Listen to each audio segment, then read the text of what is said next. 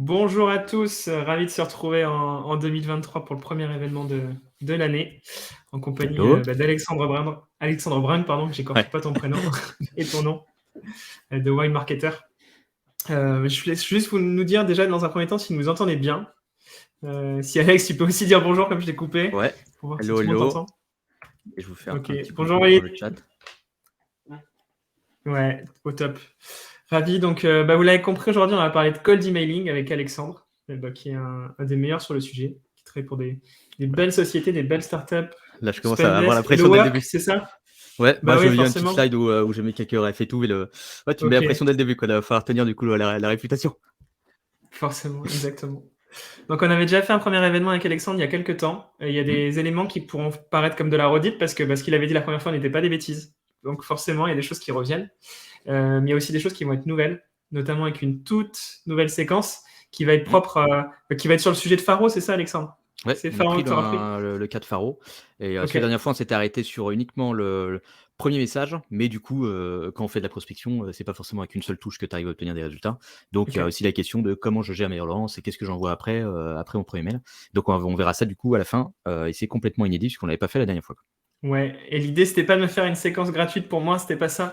C'était Ouais. plutôt de pouvoir travailler sur un sujet que vous connaissez, parce que forcément, vous connaissez Faro, et voir si ça vous parle. Si vous aviez reçu un email comme ça, qu'est-ce qui vous aurait plu, qu'est-ce que vous auriez amélioré. Bref, en tout cas, ça m'a permis d'introduire le dernier élément qui est, aujourd'hui, on est en comité restreint. Il n'y a que des utilisateurs de Faro, véritablement. Donc la qualité de l'événement, c'est aussi vous qui allez la faire. C'est vous qui pouvez la transformer avec vos questions, donc n'hésitez pas. Il y aura un chat, vous avez des questions. Peut-être que j'utiliserai des sondages aussi par moment, mais vous pouvez vraiment bénéficier de l'expertise d'Alexandre tout au long de ces 45 minutes, je pense. On va essayer de tenir, c'est toujours un challenge, Mhm. mais autour de ces 45 minutes. Et allez, Alexandre, je te laisse la parole. Ok, nickel. Je vais vous partager les slides. Tac. Et on va démarrer. Hein. Hop. Alors. Tac. Ok. Hop là.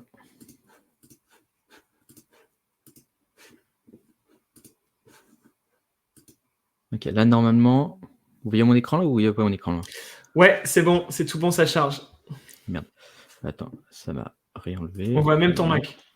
Ah, voilà. Bon, là, normalement. Là, c'est bon, là, du coup, vous voyez? C'est tout bon. Ok, nickel. Bon, je vais me présenter du coup rapidement pour les personnes qui me connaissent pas. Donc, je m'appelle Alexandre. Ma spécialité, c'est tout ce qui est copywriting de cold emailing et de landing page B2B. Et je vais aujourd'hui uniquement accompagner tout ce qui est SaaS B2B, quoi. Et puis, à côté de tout ça, du coup, j'ai travaillé en tant qu'indépendant pour Scalesia pendant un peu plus d'un an pour animer leur bootcamp sur la prospection B2B, ce qui m'a amené à pouvoir former des indépendants jusqu'à la boîte cotée en bourse. Et je vous ai mis du coup quelques exemples de clients que j'ai accompagnés de mon côté, que ce soit sur les sujets LP ou cold email. Donc, on va passer là-dessus. Donc là, je vais commencer déjà pour vous montrer deux messages. Donc, il y en a certains peut-être qui les connaissent.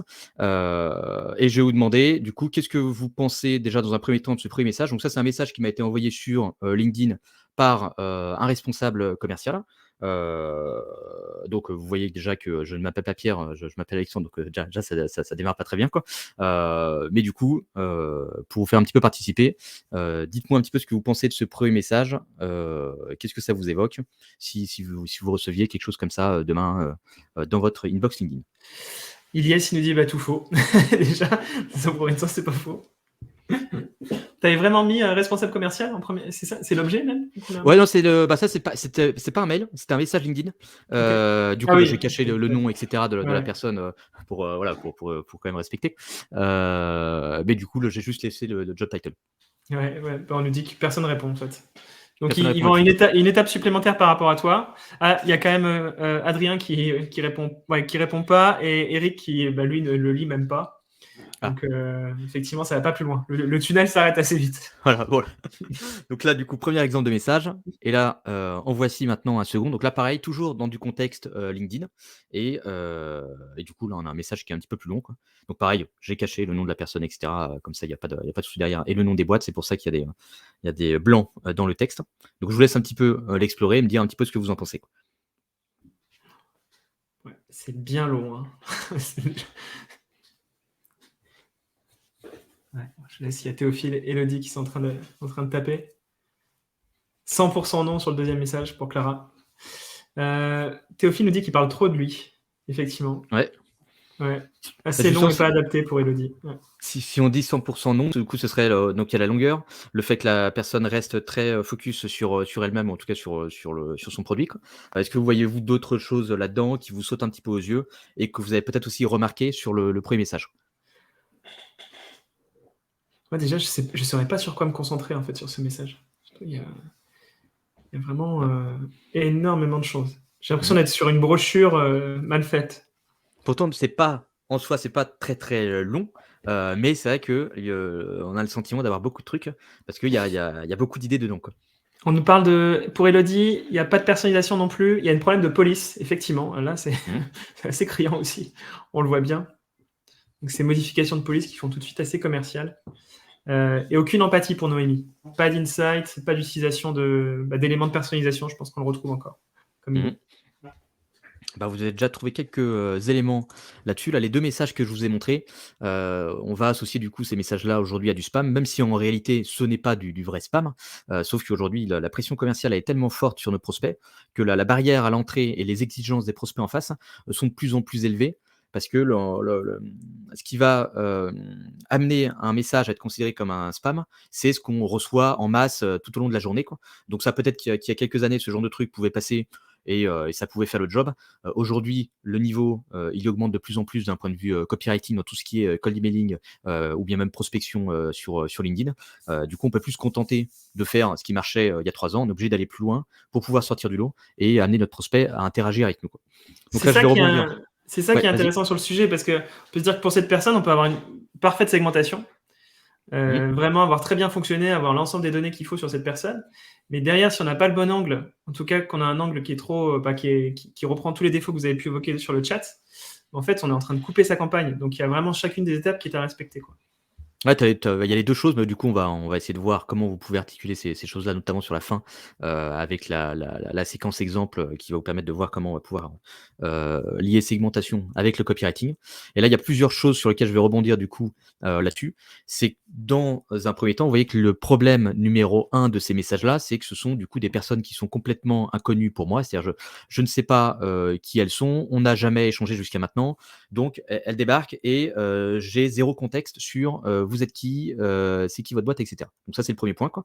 2e point, vous voyez que dans leur début de message, ils vont assez vite, me pitcher leur produit, un peu comme si, le mec venait en porte-à-porte et en mode, «Ouais salut, tac, voilà mon produit», quoi. Alors qu'en fait, OK, non mais, pourquoi tu viens me voir aujourd'hui et pas hier et pas dans une semaine? Qu'est-ce qui fait qu'en fait que maintenant, est un, timing pertinent pour pouvoir me contacter sur tel sujet, quoi?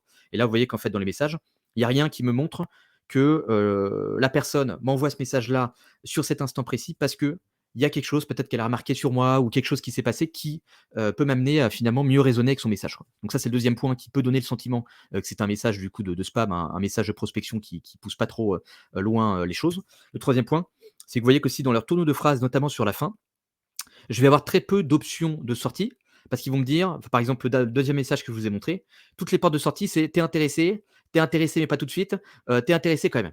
C'est-à-dire qu'en fait, je ne peux pas dire non à la personne parce que toutes les portes qu'on me propose, c'est, à quel moment, vous voulez qu'on discute? Est-ce que c'est maintenant? Est-ce que c'est plus tard?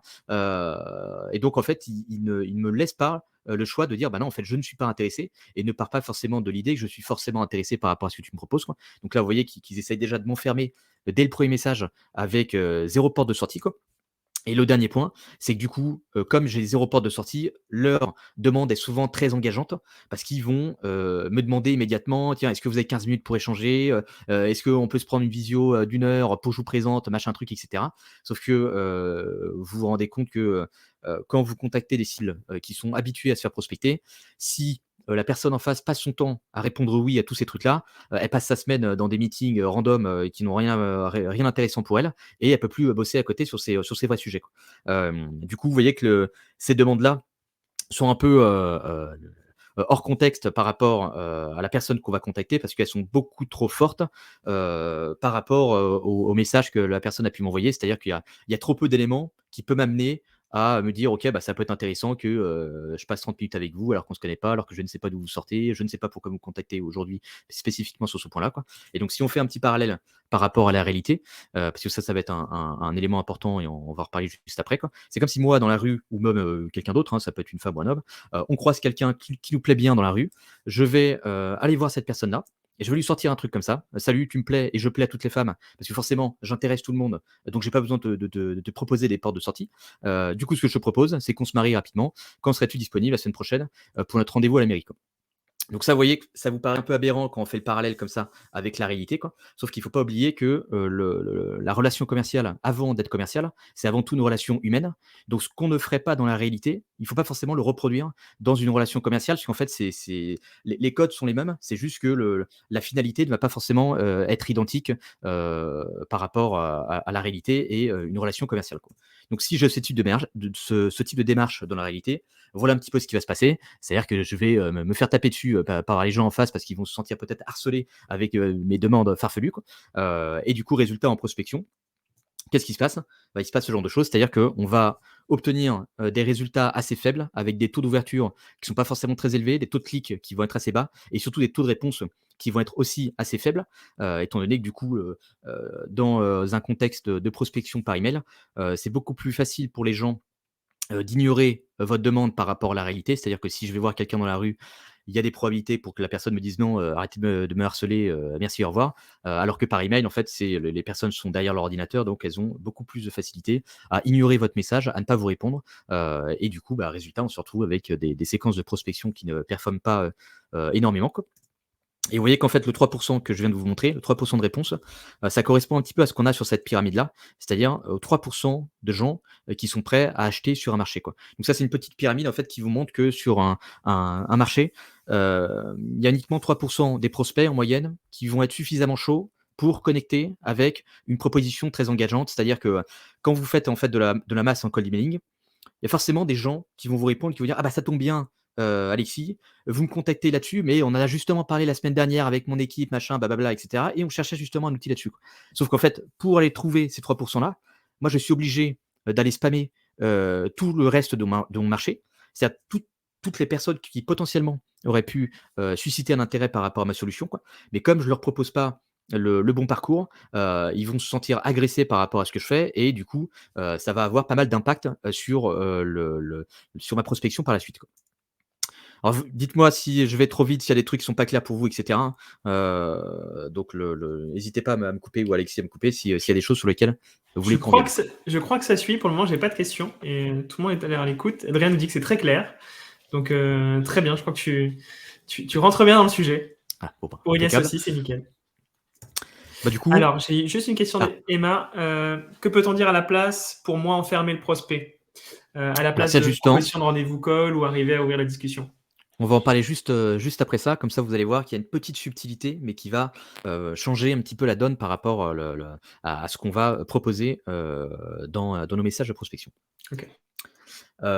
Du coup, si on continue à avoir ces mauvaises pratiques comme ça, à arriver un peu comme des gros bourrins et en mode, «Tiens, on se connaît pas, je sors de nulle part, je vous contacte comme ça parce qu'en fait vous êtes juste dans ma liste de prospection et il faut que je prospecte donc voilà, je fais du mass mailing dans tous les sens». Résultat, je vais assez vite, épuiser mon pipe de lead parce que les 3 c'est bien quand on débarque dans une boîte qui a tout à faire et qu'en fait, on n'a jamais contacté personne en cold email. Sauf qu'en fait, ce truc-là, en quelques semaines ou en quelques mois, on aura contacté toute la terre entière et les 3 on les aura écrémés, quoi. Et du coup, en fait, à la fin, il nous reste que des gens qu'on n'a pas réussi à choper, des personnes qui, ne garderont pas un très bon, souvenir de nous. Parce qu'avec les messages que je leur ai envoyés qui étaient assez agressifs, qui étaient assez, engageants et qui du coup ont été perçus comme étant du spam pour eux, si j'essaye de les recontacter par la suite, il y a des possibilités qu'ils se rappellent de moi comme, le mec, qui leur a envoyé des gros spams, qui les a pas du tout respectés et avec qui ils ont pas du tout envie de discuter parce que, ils ont une très mauvaise image de moi, quoi. Et du coup, finalité de tout ça, je passe à côté d'un tas d'opportunités, parce que je me concentre sur une très petite, partie de mon marché, et tous les autres, en fait, je les travaille pas ou en tout cas, je leur propose pas, d'options, pertinentes, pour pouvoir les travailler, quoi. Du coup, par rapport à ce petit schéma que je vais maintenant vous présenter, vous voyez qu'en fait sur la gauche, il y a un petit axe qui est le niveau d'engagement et en bas, on a, tout ce qui est progression de la relation. Donc vous voyez en fait les demandes que me font, ces commerciaux, sur LinkedIn, c'est des demandes en fait qui sont tellement engageantes et qui sont tellement incohérentes par rapport au stade de notre relation. C'est-à-dire, on ne se connaît pas du tout, je ne sais pas d'où vous sortez, on n'a jamais discuté ensemble, mais vous me faites, immédiatement une demande en mariage. Alors même si c'est pas une vraie demande en mariage, c'est une demande, qui me paraît trop élevée par rapport, au stade de notre relation, jusqu'à maintenant, quoi. Donc en fait, je ne peux pas répondre par la positive à votre demande, parce qu'en fait, c'est pas possible, quoi. C'est-à-dire qu'il faudrait peut-être me proposer autre chose, pour, que je puisse raisonner, quoi. Donc si on fait un, parallèle avec la réalité, imaginons que je souhaite, aborder quelqu'un dans la rue ou ailleurs dans un contexte où c'est pas forcément, hyper simple d'aborder quelqu'un. Bah, déjà première étape, que je vais essayer de faire avant de proposer, une demande en mariage à quelqu'un, bah, déjà première chose, il faut que j'arrive à discuter avec cette personne, c'est-à-dire à l'arrêter et à, être en mesure d'avoir, une petite discussion avec la personne pour pouvoir faire, connaissance rapidement. Si je n'arrive pas à faire connaissance, avec la personne ou en tout cas si la personne refuse toute interaction avec moi, ça ne sert à rien que je lui propose un truc encore plus engageant. C'est-à-dire que c'est comme ça qu'on tombe un peu dans des, démarches de harcèlement. Je pense que vous connaissez un petit peu de tous les mécaniques, enfin, surtout si on a des femmes dans l'éditoire, où en fait les personnes au début vont essayer de vous arrêter, vous ignorez, donc on continue à marcher, quoi. Les gens commencent à s'énerver et du coup, potentiellement: «Ouais, pourquoi tu veux pas? Donne-moi ton Snap, machin, blablabla» et cetera, quoi. Et en fait, il y a quelque chose qui va pas dans leur tête, c'est-à-dire que le si je refuse, d'avoir une petite discussion comme ça rapide avec toi, j'ai pas forcément envie répondre à une demande encore plus engageante qui va nécessiter, de donner quelque chose qui a encore plus de valeur pour moi qu'une conversation comme ça lambda qu'on pourrait avoir dans la rue. Du coup, si j'arrive à avoir une discussion avec cette personne, bah, je vais essayer d'aller sur une seconde étape et une seconde étape qui soit pas trop haute en termes, de marche, c'est-à-dire en termes d'engagement. C'est-à-dire que si je propose, directement: «Bah, tiens, est-ce que ça te dit, qu'on aille au resto ensemble la semaine prochaine?» alors qu'en fait, j'ai parlé avec cette personne-là pendant 2 minutes. Il y a moyen qu'elle me dise: «Ouh là, c'est un peu chelou et tout, le gars, je connais à peine, il commence déjà à me proposer un resto et tout. Bon, ça me paraît pas net, cette affaire, quoi». Par contre, si je propose un truc qui va être un peu une marche intermédiaire, c'est-à-dire, bah, tiens, on a parlé 2 minutes, je me dis peut-être que ça pourrait être cool, qu'on se prenne un petit peu plus de temps, parce que, le contexte dans lequel on est, maintenant, c'est pas, l'idéal, pour pouvoir échanger et cetera. Est-ce que ça te dirait qu'on aille se prendre un café comme ça, voilà, un café, c'est pas très long, parce que ça peut durer 15-20 minutes, 30 minutes peut-être, quoi. Et du coup, la demande que je vais lui faire peut être pertinente, par rapport à l'engagement que la personne, est prêt à mettre à ce stade de la relation, quoi. Si ensuite on voit que le café, ça se passe bien, qu'on a des points communs et qu'en fait on identifie qu'on a tous les 2 un intérêt commun pour l'art, bah là je peux encore une fois aller à la marge du dessus qui va être: «Bah tiens, là je vais te proposer une prochaine étape qui va être encore une fois un petit peu plus engageante, où on va passer un petit peu plus de temps ensemble, autour d'une activité, ou qu'on a en commun et qui du coup nous intéresse tous les 2, quoi». Et vous voyez petit à petit, là je vais encore passer une étape et du coup on n'a pas ce point de blocage où on essaye de passer de l'étape 1 à l'étape 4, et du coup, ça nous paraît être, énorme comme étape à passer parce qu'on se dit: «Oh non, mais là, il me manque des trucs entre les 2 pour valider un peu mon intérêt et du coup, être à l'aise avec le fait de passer aux prochaines étapes». Et du coup, Alexandre, finalité j'en ouais? profite pour une question. Justement, si par exemple tu n'as pas de réponse à l'étape 1, peut-être que je devance ce que tu vas faire par la suite, Mmh. hein. Si tu n'as pas de réponse à l'étape 1, est-ce que tu baisses toi le niveau d'engagement? Est-ce que la deuxième réponse doit être sur une proposition de niveau d'engagement plus faible que ce que tu as pu faire dans la première étape? Alors dans l'idéal, oui, mais c'est vrai que du coup, si on reprend le contexte de la réalité, ça va être compliqué de baisser l'engagement parce que à moins de dire à la personne: «Bon, j'ai l'impression que tu trouves le truc chelou, donc ce qu'on va faire, c'est que je vais me mettre extrêmement à distance de toi, et comme ça, on va pouvoir commencer peut-être à communiquer et tu vas voir que je ne suis pas, quelqu'un de bizarre». Tu vois, dans l'idéal, oui, sauf qu'en réalité, on n'a pas d'étape zéro en termes de, faire connaissance, quoi. Après, étape zéro, ça pourrait être simplement, imaginons un regard ou quelque chose comme ça. C'est-à-dire que si vous avez zéro contact visuel avant, qui vous amène peut-être l'idée de: «Tiens, on s'est regardé un petit peu machin et cetera. Est-ce que ça pourrait être, intéressant que j'aille, discuter avec elle?» On pourrait imaginer que c'est ça l'étape zéro, mais normalement, en réalité, il y en a pas vraiment. C'est-à-dire que ça, c'est l'engagement minimum, qu'on peut demander à quelqu'un, pour pouvoir entamer en fait une relation, quoi. Après, on peut toujours essayer de désamorcer le truc pour dire: «Ouais, enfin, comme avec, du sales, c'est-à-dire ça va être de la réponse à des objections. Si la personne refuse l'interaction, moi, je peux essayer de créer un peu d'empathie et du coup de comprendre, OK, c'est chelou parce qu'on on est dans la rue, on se connaît pas, je viens de voir alors qu'en fait on n'a jamais parlé ensemble. Donc je désamorce un peu le truc pour lui montrer que OK, je sais que c'est bizarre. Et du coup, potentiellement, ça va me permettre de répondre à son blocage et du coup de pouvoir entamer une discussion, quoi. Et donc, au niveau de ça, ce serait pareil, c'est-à-dire que si la personne refuse de répondre, eh bien, on peut essayer de désamorcer le truc pour essayer de répondre à ces objections potentielles qui l'amènent à refuser de passer aux prochaines étapes avec nous. Et du coup, étape 23, ça va être l'étape finale, on va se marier, etc. Mais vous voyez que du coup, on n'essaye pas de passer étape 0 à étape 23 immédiatement, sinon c'est une aberration, ça ne nous viendrait pas à l'idée de faire un truc comme ça dans la réalité, quoi. Pourtant, dans les messages de prospection que j'ai pu vous montrer et dans ceux qu'on a tendance à recevoir par email, c'est toujours un peu ce même modèle, c'est toujours un peu le même truc avec je vais vous demander du temps pour vous faire une démo de mon produit, quoi. Alors qu'en fait, moi, je m'en fous complètement de votre produit. C'est-à-dire qu'on ne se connaît pas, vous savez pas, vous ne connaissez pas forcément mon contexte. Donc en fait, vous avez quelque chose à gagner là-dedans, mais moi, en fait, une démo, ça va me coûter du temps et je suis pas sûr que ce temps soit bien rétribué par rapport aux autres trucs que je dois faire à côté. Du coup, en fait, votre demande, elle est trop importante pour moi. Je refuse. Merci. Au revoir. Donc là, on va essayer de faire le parallèle maintenant avec tout ce qui est prospection pour essayer de comprendre quelles sont les étapes par lesquelles on va devoir passer pour pouvoir arriver jusqu'à l'étape de closing où on va pouvoir du coup transformer un prospect en client.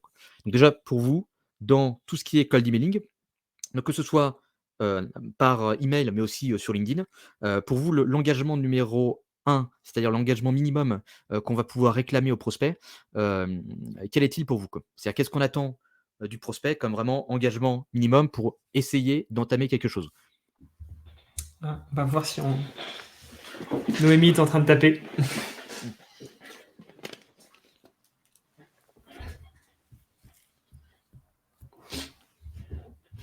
Donc on parle d'accepter la connexion. Donc la première étape qui permet l'envoi du message. Ouais, ça dans un contexte LinkedIn, ouais, ça pourrait être accepter la Exactement. connexion, ouais. Adrien nous parle d'une réponse ou d'une ouverture. Mmh. Pareil pour Elodie, donc on est sûr qu'il accepte une demande de mise en relation. Ouais, bah, là, Ok. vous avez déjà trouvé deux éléments intéressants, l'ouverture, la réponse et la demande de connexion, quoi. Et nous, on va l'élargir un petit peu à tout ce qui est obtenir une réponse. C'est-à-dire que l'engagement minimum qui va être nécessaire dans vos séquences de prospection, c'est avoir une réponse du prospect. Même si cette réponse, elle est négative, même s'il nous dit je suis pas intéressé, machin, etc. Je suis pas intéressé, c'est un truc que potentiellement on va pouvoir désamorcer par la suite dans la séquence ou avec les réponses qu'on va pouvoir lui faire, quoi. Mais si la personne ne me répond pas, en fait, il se passe rien. C'est-à-dire que je suis tout seul, je parle tout seul, j'ai aucune réponse et du coup, je ne sais pas trop comment me situer. C'est-à-dire, pourquoi vous ne me répondez pas, quoi? C'est-à-dire, est-ce que, vous avez vu mes mails? Est-ce que vous n'avez pas vu mes mails? Est-ce que vous répondez pas parce que vous en foutez de ce que je vous raconte? Est-ce que vous répondez pas parce qu'en fait, la demande que je fais est trop importante pour vous, quoi? Donc vous voyez, en fait, je reste complètement dans le flou et j'ai, 0 matière pour essayer, moi, de travailler la suite et du coup, d'entamer une vraie interaction, avec le prospect, quoi. Donc déjà, première chose, obtenir une réponse et si vraiment on allait sur les étapes 0 et cetera, là pareil, ce serait plus des choses par exemple du type, faire en sorte que le la personne ouvre mon email. C'est parce que si elle n'ouvre pas mon mail et qu'en fait à l'intérieur j'ai, le ticket gagnant du loto, bah, en fait, même si j'ai une valeur de ouf à lui apporter, elle verra jamais, cette valeur-là parce qu'elle n'a pas, ouvert mon email pour X ou Y raison, quoi. Et pareil sur du LinkedIn. Sur LinkedIn, s'il n'accepte pas ma demande de connexion, bah, en fait je suis bloqué, je peux pas envoyer des messages de relance et du coup fin d'interaction. Donc quand on a une réponse, pour vous, quelle va être du coup l'étape numéro 2? Et c'est là où il y a une petite subtilité entre l'étape 2 et 3 qui vont pas mal changer les résultats que vous allez obtenir. Alors on va voir si on a des idées. Donc étape 2, après avoir obtenu une réponse, c'est ça que tu veux, hein? Ou étape 2 Mmh. sans réponse? Ouais, après avoir obtenu une réponse. On a une réponse du prospect qui peut être positive, négative. En tout cas, au début, potentiellement, on va pas lui faire une demande et donc il va peut-être nous répondre comme ça, mais il y a pas, on lui a pas encore fait forcément un vrai appel à l'action. Donc ça peut être une réponse aléatoire, c'est-à-dire on peut très bien envoyer par exemple un mail avec du type, imaginons que je contacte moi demain Alexis, je pourrais demander à Alexis, Alexis, est-ce que c'est vous qui êtes en charge de tel sujet chez Faro? Là, vous voyez qu'en fait, je lui pose une question, mais ça n'implique rien derrière sur bah, viens faire une démo pour voir mon produit, quoi. Donc en Ouais. fait, Alexis va peut-être me répondre, il va me dire oui, c'est bien moi, qu'est-ce que vous voulez, quoi.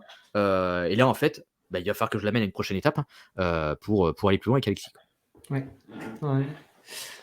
Donc Adrien nous parle de parler de pain point, de difficultés, de problématiques. Mhm. Et on attend Noémie qui est en train de taper. Je pense que ça va être à peu près la même idée. Mais ouais, d'avancer par les problématiques. En tout cas, c'est l'idée Mhm. d'Adrien au départ. Ouais, bah, là, vous avez un truc intéressant, mais avancer par rapport aux problématiques. Hem, C'est-à-dire tu peux lui parler de sa problématique, mais ça peut rester au stade de, OK, vous me parlez de ma problématique, mais du coup, so what? Qu'est-ce que vous voulez, quoi? On peut parler de ma problématique et il va jamais rien se passer après, quoi. Théophile nous parle de constat du marché. Donc, il aurait introduit une idée de constat sur le segment sur lequel il se trouve. Mmh. Alors là, c'est intéressant parce que du coup, vous êtes plus dans des discussions, vous allez essayer d'amener des trucs, mais encore une fois, dans un contexte un peu cold email, notamment si vous prospectez des gens qui ont l'habitude de recevoir une tonne de mails, hem, le côté, chat peut être adapté à tout ce qui est LinkedIn parce que du coup, LinkedIn va vous permettre de faire des réponses un peu courtes, enfin des trucs, assez conversationnels parce que, on est sur du réseau social. Par contre, par email, ça va être compliqué d'avoir une, discussion comme ça, un peu de small talk avec quelqu'un parce que, parce qu'en fait, on Ouais, est c'est dans un moins, contexte de cold moins email, quoi. identité. Ouais. Donc, Noémie proposait de proposer justement un contenu à télécharger. ouais, ça peut être un 1 truc intéressant. Mais vous avez pas trop la petite subtilité, enfin, généralement, ce que les gens répondent ici, ça va être, hem, bah, en fait, il faut que je l'amène sur une démo de mon produit et cetera. Il faut qu'on se parle, quoi. Il faut qu'on arrive sur un niveau d'engagement maintenant un petit peu plus élevé, quoi.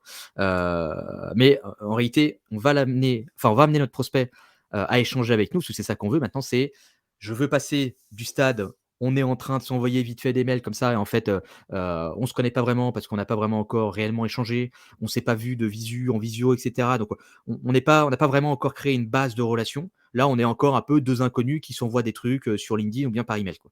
Moi, je veux passer à l'étape de: «Bon, bah, Alexis, il faut qu'on se parle là, il faut qu'on échange et il faut qu'on commence, à nouer, enfin, à arriver sur un vrai truc, quoi. Une vraie discussion où du coup, il y a un vrai échange, quoi».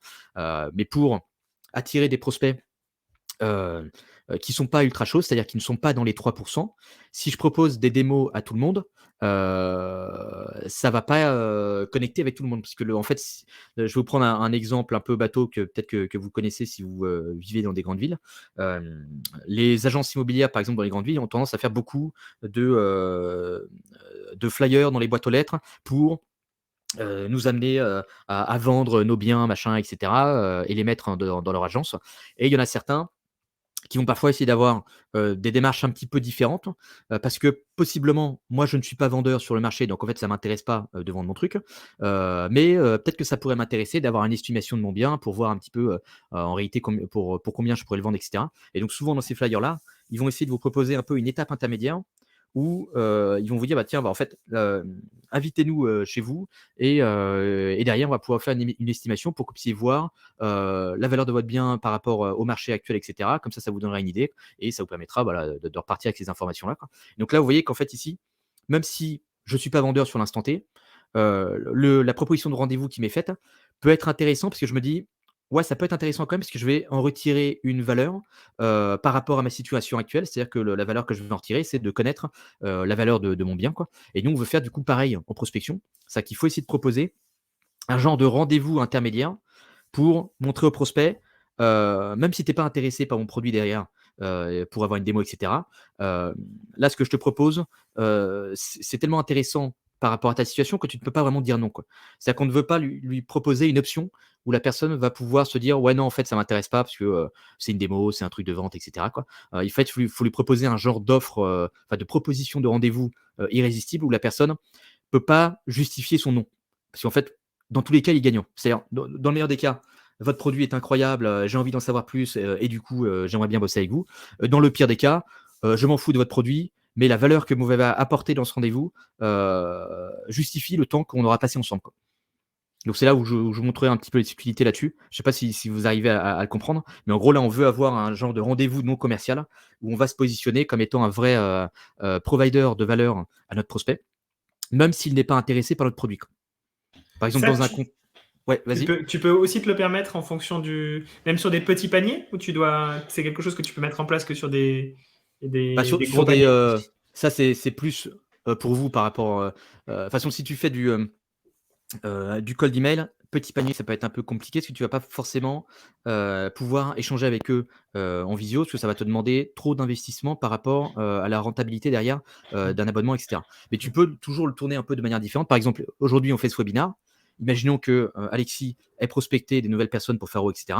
Plutôt que de leur proposer tout de suite d'aller sur Faro, de sign up, etc., il aurait pu vous dire, tiens, on organise un événement privé pour les gens de telle industrie où il y a un type qui viendra vous expliquer X, Y, Z. Est-ce que ça vous intéresse que je vous envoie un lien pour vous inscrire à l'événement privé, quoi. Donc là, en fait, Alexis n'aura pas d'interaction directe avec le prospect, quoi. Mais il va avoir une petite étape intermédiaire qui va lui permettre de le faire avancer un petit peu dans le funnel. Et potentiellement, après l'événement, il peut très bien recontacter la personne pour essayer de créer un lien avec ce que vous avez vu dans le webinar. Ça, c'est des mécaniques que vous pouvez mettre en place sur Faro, etc., avec X, Y, Z. Tac, voici un petit lien avec, je sais pas moi, 2 semaines ou 3 semaines d'essai. Et du coup, là, vous voyez qu'en fait, ça peut fonctionner, mais on va plus jouer sur du contenu pour rattraper le fait qu'on ne peut pas proposer un rendez-vous à la personne, parce que sinon, ce serait pas rentable. Ça aurait été malin, j'ai pas fait. Ouais, bah après, ça tu pourras faire plus tard. Mais du coup, je vais vous montrer ça dans le contexte de Faro tout à l'heure. Et en fait, suite à ce rendez-vous commercial, le but, c'est en fait dans ce rendez-vous, faire un peu une découverte de votre prospect pour essayer de comprendre sa situation, pour essayer de comprendre ce contexte. Et par rapport à ça, ça va vous permettre ensuite de pitcher votre prochaine étape, qui va être la démo. Donc en fait, en fonction de ce que la personne vous a raconté pendant votre rendez-vous, vous allez pouvoir lui dire, bah tiens, ce que tu me racontes sur tel point, c'est un truc qui est très commun chez les clients qu'on accompagne aujourd'hui. Et le produit qu'on a créé permet justement de régler telle problématique. C'était pas le but aujourd'hui de te faire une démo, etc., du produit, mais est-ce que tu penses que ça pourrait être utile pour toi qu'on se prenne un petit moment pour que je te montre comment tu pourrais actionner telle chose et atteindre tes résultats, quoi. Et donc là, vous voyez qu'en fait, le fait d'avoir une étape intermédiaire, ça me permet en fait, moi, de mieux comprendre son contexte, de mieux comprendre ses vraies problématiques, de comprendre ses enjeux du moment, etc. Et du coup, de lui faire une vraie proposition de démo qui va être vraiment personnalisée et qui va lui permettre de passer à la prochaine étape avec moi. Et comme il a vu que le premier rendez-vous qu'il a passé avec moi, ça lui a servi, qu'il y avait une tonne de valeur pour lui, etc., il est beaucoup plus enclin à accepter ce truc-là parce qu'il va se dire, OK, la personne ne m'a pas fait perdre mon temps, je repars avec une vraie valeur en fait de cet échange qu'on a eu ensemble. Donc, j'ai beaucoup plus confiance dans la capacité de cette personne à ne pas me faire perdre mon temps si elle me fait une démo demain de son produit, quoi. Donc, c'est ça un peu ce qu'on a envie d'amener dans notre séquence. Et du coup, finalité de tout ça, après la démo, on arrive sur la négo commerciale et du coup, le closing. Donc, c'est là où il y a des petites subtilités. C'est vraiment cette étape 2 où vous allez proposer des étapes intermédiaires. Pour vous donner un exemple là-dessus, imaginons que je travaille avec une boîte dans une industrie spécifique et qu'en fait, cette personne-là, enfin, il y a une personne que je croise sur LinkedIn ou ailleurs qui travaille dans cette même industrie et qui a le même job title que mon client. Bah, je peux très bien moi, lui envoyer un petit message pour dire tiens, en passant, j'ai vu que tu étais XYZ et votre boîte ressemble plutôt bien à tel client que j'ai accompagné. Ce client-là a fait appel à moi parce qu'il avait telle problématique. Est-ce que ça t'intéresse que je te montre un petit peu comment on a réglé tel problème pour atteindre tes résultats? Donc là, vous voyez qu'en fait, je lui pose pas de viens, on parle et je vais essayer de te vendre mon truc. Ça va être plutôt tiens, tu es pareil que mon client, et tel problème. Est-ce que tu veux que je te montre comment atteindre tes résultats, quoi? Donc en fait, si lui est intéressé par le résultat, il va être beaucoup plus enclin à accepter, quoi. On t'avait perdu pendant quelques secondes, Alexandre, mais Ah. Bon, je sais pas si vous avez compris du coup. Mais si, je pense que l'idée générale est passée. Ok. Même en quelques syllabes. Ah bon, vous voyez un peu l'idée, mais de toute façon, on va le voir avec une vraie séquence maintenant. Alors, avant qu'on passe là-dessus, est-ce qu'il y a des choses sur lesquelles vous voulez qu'on revienne? Parce que là, on va arriver du coup sur la structure de votre premier message en prospection, et ensuite on arriverait du coup sur la séquence. Alors pour moi, là, on n'a pas de questions, mais n'hésitez surtout pas. Vraiment, s'il y a des choses qui paraissent pas claires par rapport à ces premières étapes, je pense qu'effectivement, personnellement, c'est pas quelque chose que j'ai fait jusqu'à présent, même cette étape un peu intermédiaire, et c'est une très bonne idée. C'est une bonne idée et déployer de différentes manières, enfin, la partie webinar, d'autres, la partie contenu, même sur un second email pour commencer à réchauffer un petit peu. C'est l'idée un peu de réchauffer le prospect, c'est une très bonne chose. Non, pour le moment, j'ai l'impression que c'est plutôt clair. Ça vous ferme pas des portes non plus. Et souvent, les sales sont beaucoup plus à l'aise avec cette démarche parce qu'ils ont moins le sentiment d'aller vendre leur tapis, quoi. C'est-à-dire qu'ils arrivent vraiment plus en mode de toute façon, moi je suis là pour vous apporter une vraie valeur. Donc, je vous propose telle valeur. Si vous en voulez pas, fine, hein, je vais pas vous courir après, etc., quoi. Donc, en fait, ils sont moins dans cette approche pushy. Et donc, généralement, ils ont des meilleurs retours et du coup, ils sont plus à l'aise un petit peu dans leur démarche. Donc, c'est quelque chose qui est plus agréable en plus à faire en prospection parce que vous n'avez pas l'impression d'être dans une posture de vendeur, vous êtes plus dans une posture de tiens, j'ai tel truc qui peut être très intéressant pour toi. Tu as des portes de sortie pour me dire non, t'es pas forcé. Moi, je te mets ça sur la table et c'est toi qui me dis si ça t'intéresse, si tu veux qu'on aille plus loin et que je te montre comment faire telle chose. Carrément, ça, Euh, c'est une bonne remarque, effectivement. On met les sales dans une position qui est beaucoup plus facile à vivre. C'est vrai. Du coup, je vais vous montrer le petit template de message, enfin la petite structure de base. Donc ça c'est une structure qui va vous aider au début. Après, vous pouvez en sortir quand vraiment vous êtes à l'aise. Mais la plupart du temps, on va rester là-dessus pendant un bon moment avant de sortir du cadre. Donc le premier point, pour démarrer votre message, ça va être d'utiliser ce que je vais appeler un déclencheur. Donc un déclencheur, c'est un événement dans votre vie ou bien dans la vie de votre prospect qui vient justifier et contextualiser votre prise de contact. Le but de ce truc-là, c'est que ça montre à votre prospect, OK, la personne me contacte dans ce timing-là précis parce qu'il y a eu tel événement spécifique qui s'est passé qui l'a amené du coup à rentrer en contact avec moi aujourd'hui, quoi.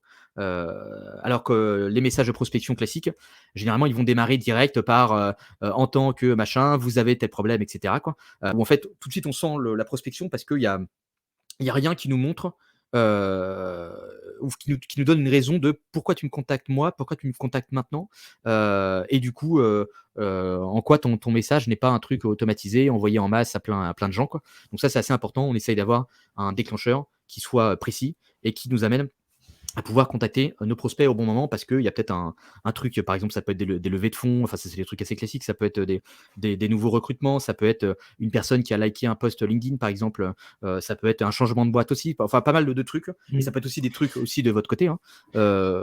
Ouais, je sais pas si tu avais une question. Ouais. Non, je sais, j'utilise beaucoup par la technologie et souvent par la technologie, ça fonctionne très bien. Voilà, ou Je la pense que technologie. on joue beaucoup sur les. En fait, c'est une étape de légitimité. On explique vraiment pourquoi on est en train d'écrire à cette personne, quoi. Elle est pas, enfin, c'est pas Voilà. par hasard. C'est pas une personne en plus. C'est vraiment, il y a une raison pour laquelle on est en train d'écrire. Voilà, par C'est vrai que exemple, ça joue beaucoup. si on reprend les gens dans l'immobilier, etc., potentiellement, et c'est ce qui se passe très souvent, hein, où les personnes qui travaillent pour des associations pour récupérer des dons, etc., elles vont faire le tour un peu des immeubles. Bon, bah, imaginons qu'ils aillent voir mon voisin à côté parce que je sais pas, il est donateur de cette association, etc., quoi. Ils peuvent très bien taper chez moi et me dire, bah tiens, je passais dans votre quartier, ou enfin, je suis dans votre immeuble parce que votre voisin a machiné. Il m'a parlé de vous parce que blablabla, et cetera. Il vous connaît un petit peu. Il m'a dit que vous aviez aussi un intérêt sur ces sujets-là, et cetera. Et du coup, c'est pour ça que je sonne chez vous, quoi. Donc là, vous voyez qu'en fait, le déclencheur, c'est je suis allé parler avec votre voisin m'a donné telle info, et du coup, bah, en fait, c'est pour ça que j'arrive chez vous et que je toque chez vous, quoi. Ça a beaucoup plus d'impact. VS, bonjour, je débarque, je sors de nulle part, mon produit fait ça, est-ce que ça vous intéresse de donner de l'argent, quoi. Parce qu'en fait, vous n'avez pas cet élément déclencheur qui montre pourquoi cette personne-là vient vous voir spécifiquement, et du coup vous donne le sentiment d'être une vraie personne et pas un chiffre dans une liste. Du coup, ensuite, quand on a utilisé le déclencheur, donc déclencheur, c'est souvent la partie un peu la plus compliquée du mail, notamment quand vous faites des emails sur des audiences assez larges. C'est-à-dire que quand vous faites un par un, ça va être plus facile, mais quand vous prenez une audience assez large, ça peut être assez compliqué parce que du coup, la qualité du déclencheur peut être impactée. Donc après le déclencheur, on arrive sur la partie problème, où là, le but, c'est pas encore une fois d'aller pitcher le produit, ça va être de mentionner un problème précis rencontré par le prospect qui va lui permettre de susciter un minimum d'intérêt par rapport à ce que vous allez lui raconter juste après, quoi. C'est-à-dire que là, vous avez le déclencheur au début, la personne voit que c'est pas forcément un email de spam, ou en tout cas, vous avez une raison tangible potentiellement de le contacter aujourd'hui. Donc le deuxième point, ça va être, est-ce que c'est un mail de prospection? Est-ce que c'est un truc que je dois jeter? Est-ce que c'est un truc que je dois pas jeter? C'est pour ça qu'ici, c'est assez important d'essayer de tout de suite lui mettre un élément qui va résonner chez lui, qui va l'amener à se dire: «Ouh là, il est en train de me parler d'un truc que je connais, voilà, où ça me parle, et j'ai l'impression que ça pourrait être un truc intéressant pour moi de lire la suite du message». Et du coup, c'est ce qui l'amène par la suite à arriver sur la partie solution, quoi, où là, vous allez pouvoir mettre en avant votre proposition de valeur en cohérence avec le problème que vous avez mentionné, pour essayer de créer un lien entre, bah tiens, tel problème dans ta situation, solution qui va te permettre de régler tel problème. Et la finalité, Alexandre, juste pour revenir sur la partie problème, est-ce que tu en cites un seul problème ou tu peux citer l'ensemble des problèmes qui sont vécus par le alors prospect? ça c'est un truc assez, commun. Souvent les sales avec qui je vais travailler, ils ont tendance à faire des bullet points avec, OK, voilà la liste, de tous les problèmes. Et c'est pas forcément le plus efficace parce que ça peut donner le sentiment à votre prospect en face de: «OK, comme vous connaissez pas très bien ma situation, mon contexte et que vous avez pas l'habitude de travailler avec des gens comme moi, vous me balancez tout le catalogue du Père Noël là et vous attendez que ce soit moi qui vous indique: "Tiens, bah, c'est ce problème-là que moi j'ai", quoi. Et du coup ça vous met pas dans une très bonne posture au départ parce que vous montrez à votre prospect: «Au final, je connais pas trop votre industrie, je suis pas trop habitué à travailler avec des gens comme vous et du coup, je suis pas forcément très expert sur vos sujets, donc il y a moyen que je vous fasse perdre du temps si on est amené à échanger ensemble, quoi». VS mettre un seul problème et vous savez que c'est ce problème-là qui va résonner le plus chez lui. Et du coup, là, vous avez une stature d'expert qui va être beaucoup plus importante parce que vous montrez à votre prospect: «OK, j'ai un pitch ultra précis sur un problème ultra précis, quoi, et je me concentre là-dessus». Et du coup, si c'est le bon, ça vous avez une position, de légitimité qui va être beaucoup plus importante, VS, je vous mets tous les problèmes. Et vous allez voir par la suite pourquoi on ne met pas tous les problèmes aussi dès, le premier mail, quoi. Heu et du coup, la finalité du message, ça va être un call to action et le call to action, la plupart du temps, ça va être une question, qui est peu engageante et qui va vous permettre d'ouvrir l'échange avec le prospect mais de surtout jauger son intérêt par rapport à ce que vous avez à lui proposer, quoi. Donc là, on va pas lui demander de faire un meeting avec nous qui va durer 15 minutes, 30 minutes ou autre. On va lui proposer le truc le moins engageant possible pour avoir une réponse et pour essayer du coup d'entamer une discussion avec lui et par la suite un 1er meeting. Du coup, là, je vais vous montrer, l'exemple avec Faro. Comme ça, vous allez pouvoir, repérer potentiellement les éléments dans l'email qui correspondent en fait, à la structure, donc le déclencheur, le problème, la solution et le call to action. Je vous laisse rapidement lire le mail et vous allez pouvoir me dire où est-ce que vous situez ces différents éléments. Ouais, c'est pas mal, hein?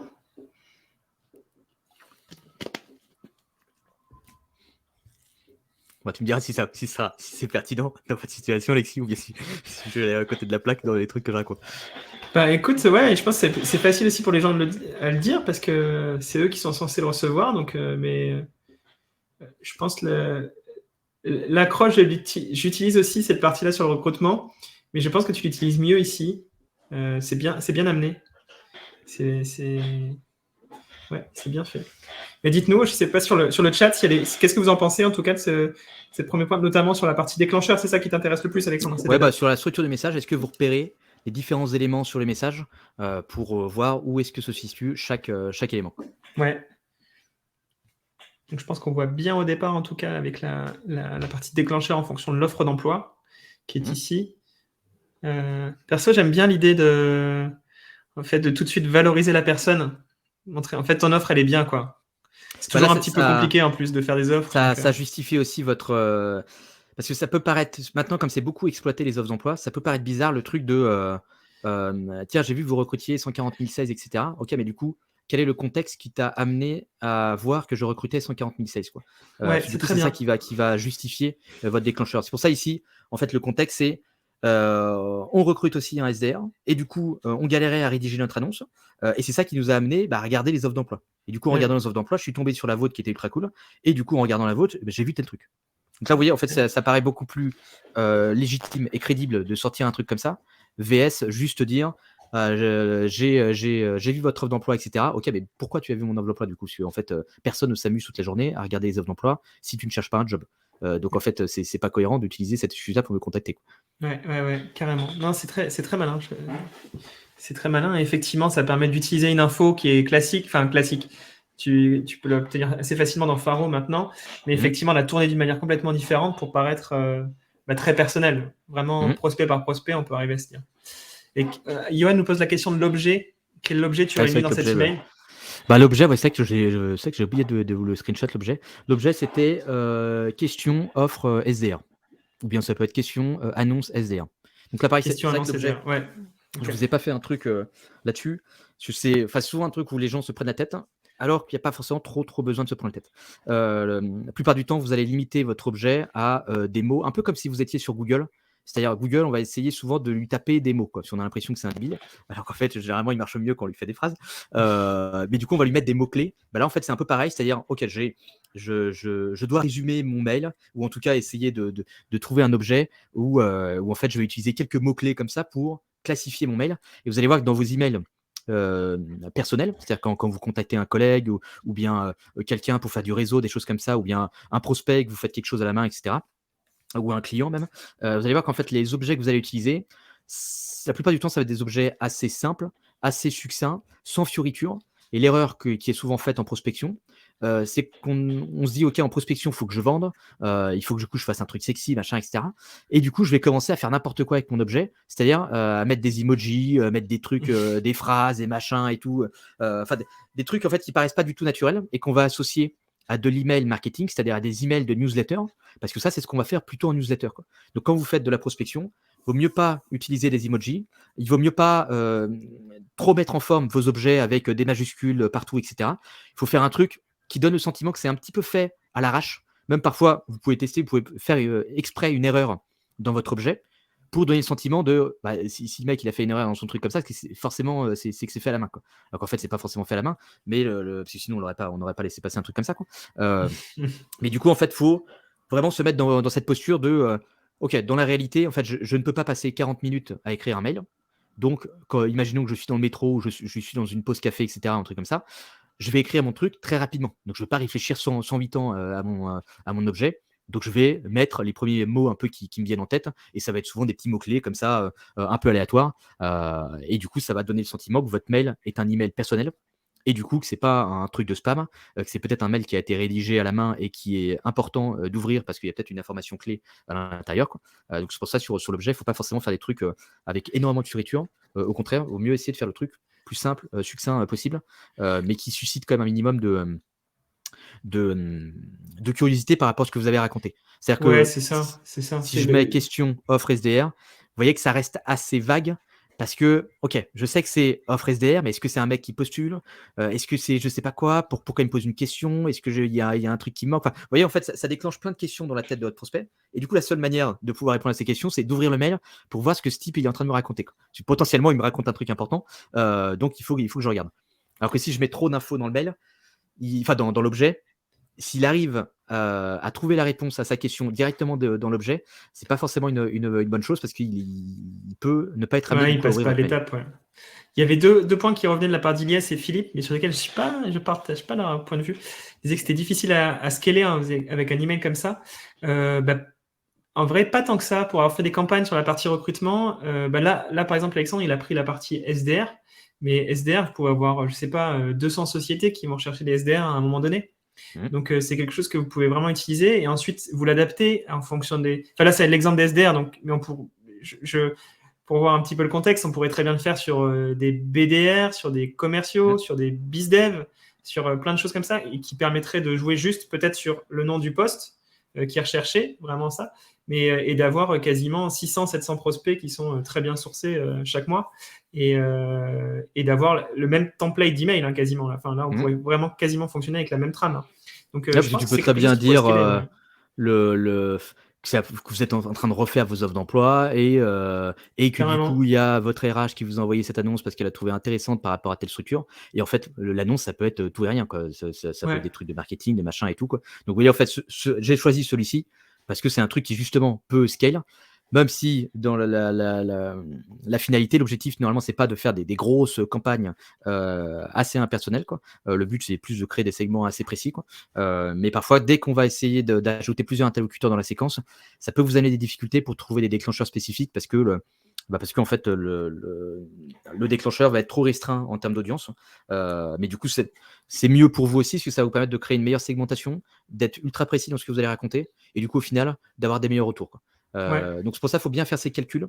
Parce que parfois, il y a des clients où ils me disent ouais, non, mais nous, on a besoin de gros volumes et tout, machin, on peut pas faire des trucs trop à la main comme ça, ou avec des petits segments. Sauf qu'au final, quand vous regardez les taux de réponse qu'ils arrivent à obtenir, ça tient pas la route. C'est-à-dire que si on prenait enfin, si on faisait les extra miles pour aller un petit peu plus loin et obtenir un meilleur taux de retour, au final, on arrive à générer plus de pipe et plus du coup d'opportunités à la fin, en faisant moins, mais en faisant mieux. Parce qu'en faisant de la masse, forcément, notre message va être beaucoup plus générique. Il risque de ne pas passer les barrières à l'entrée parce que, encore une fois, quand vous ciblez des gens qui sont ultra prospectés, il va falloir faire les extra miles pour pouvoir passer devant les autres et montrer à votre prospect que s'il a un email à traiter cette semaine et s'il a 20 minutes à passer avec quelqu'un, il faut qu'il les passe avec vous parce qu'en fait, vous êtes le top email qu'il a reçu cette semaine et qui lui montre que il a le plus de valeur à retirer à un échange avec vous par rapport à tous les autres qui ont pu le contacter, quoi. Et ça, pour pouvoir atteindre ce truc-là, ça peut nécessiter quand même de faire des trucs assez personnalisés, quoi. Et pour reprendre la question, parce que Philippe reposait donc le stack pour sourcer en disant que c'était unique, effectivement, c'est unique dans le sens où c'est relié à SDR, puisque le terme SDR renvoie plutôt à une société qui est assez mature techniquement, c'est généralement des sociétés plus récentes. Donc on peut utiliser le terme de justement stack pour sourcer les prospects. Et si on avait des postes, si on avait des sociétés qui en face de nous étaient plutôt sur un poste de commercial, classiquement, de peut-être responsable commercial, des choses comme ça qui sont un peu plus traditionnelles, et ben là on aurait utilisé peut-être juste cette automatisation, une personnalisation sur cet élément pour changer la phrase. Mais on relie simplement le nom du poste à ce petit bout de phrase et on le change en fonction de qui on est en train de parler. Donc c'est dans ce sens-là, juste un poste, une expression. On choisit son discours. Et j'ai Pardon, vas-y, Alexandre. Non, si vous avez, si tu as autre chose à ajouter aussi, il y a une question, quoi. Il y avait une question d'Asma, alors je ne suis pas sûr de la comprendre, donc elle nous parle du call to action, un exemple de message SVP. Je suis désolé Asma, je n'ai pas compris ce que tu voulais dire. Et si tu arrives à me le reformuler, je veux bien. Le call to action est présent ici, et c'est justement le point sur lequel je voulais un petit peu m'arrêter, quoi. Vous voyez qu'en fait, là, c'est pas vraiment un appel à l'action, c'est plus ce qu'on va appeler un appel à intérêt, donc un call to interest. Parce que vous voyez qu'ici, je ne lui propose pas un meeting à la personne en face. C'est-à-dire que là, imaginons que ce soit Alexis qui me contacte. Vous voyez qu'en fait, là, à ce stade-là, il n'essaye pas de me vendre Faro ou d'aller plus loin avec moi. Il me demande, OK Alexandre, on ne se connaît pas, je sors de nulle part, j'ai juste vu ça vous concernant, etc. Avant de vous faire des demandes farfelues, est-ce que déjà avec ce que je vous ajoute dans ce mail aujourd'hui, est-ce que ce que je vous pitch, ça a de l'intérêt pour vous ou bien vous vous en foutez complètement d'atteindre ce résultat-là, quoi. Donc là, vous voyez qu'en fait, il me pose une question où je peux très facilement lui répondre oui, non, et surtout je peux lui répondre non, c'est-à-dire ça n'a pas d'intérêt, je suis pas vraiment intéressé par ce truc-là, etc. Merci, au revoir, quoi. Vous voyez qu'en fait ici, comme il essaye pas de skipper des étapes à aller me donner son calendrier directement et tout, là en fait il va dans un premier temps déjà essayer de m'amener à oui, ce truc-là, ça peut avoir un intérêt pour moi. Et du coup, et après, vous pouvez le tourner autrement, hein. Moi, souvent, avec mes prospects, ce que je vais utiliser, ça va être est-ce que tel truc est un sujet chez vous actuellement, quoi. Ou bien est-ce que c'est un sujet dans les prochains mois, etc. Là, vous voyez que je ne vais pas leur proposer un call to action. Je vais juste leur proposer une question sur moi, j'ai ce truc-là de mon côté qui permet d'atteindre tes résultats. Est-ce que ça suscite un intérêt chez toi? Oui, non. C'est toi qui me dis si ça suscite de l'intérêt et c'est toi du coup qui va me dicter un petit peu comment tu veux avancer commercialement avec moi, quoi. Donc je vais pas te forcer la main, je vais te laisser l'espace pour que tu puisses t'exprimer et que tu puisses me dire non si tu es pas intéressé, quoi. Et en fait, même si la personne me dit non, c'est pas grave, elle a échangé avec moi. Moi, je vais pas essayer de la harceler derrière et je peux très bien lui dire: «OK, fine, si vous voulez, j'organise de temps en temps, des webinaires privés pour nos clients et cetera sur tel thème. Est-ce que ça vous intéresserait qu'au prochain webinar, je vous envoie un petit lien pour que vous puissiez vous inscrire?» Donc là, vous voyez qu'en fait, même s'il me dit non, je dis: «OK, tu n'es pas intéressé maintenant tout de suite, ça ne veut pas forcément dire que plus tard tu ne seras pas intéressé». Et du coup, j'ouvre la porte sur en attendant, est-ce que vous voulez que je vous mette dans telle petite boucle? Comme ça, quand il y a un autre truc qui tombe, je peux vous ping là-dessus et ça vous permet de ne pas passer à côté d'un truc qui pourrait avoir de l'intérêt pour vous. Et je dépasse un petit peu le cadre du webinaire, mais en lisant l'email et en le recevant, je pense qu'on pourrait aussi beaucoup se servir ici de la signature qui est présente là pour rassurer sur 2-3 éléments. En fait, passer à travers la signature un élément presque commercial, mais qui n'est pas dit dans le cœur de l'email.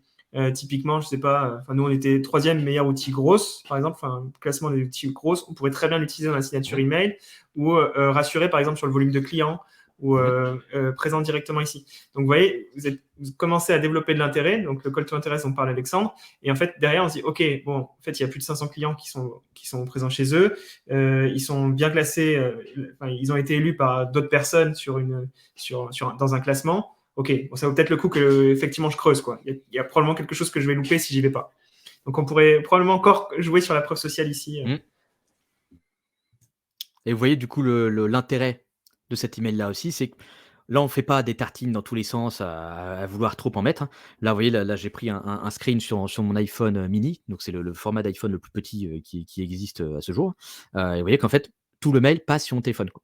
Là, j'ai pas d'un énorme pavé, un peu indigeste à lire, etc., quoi.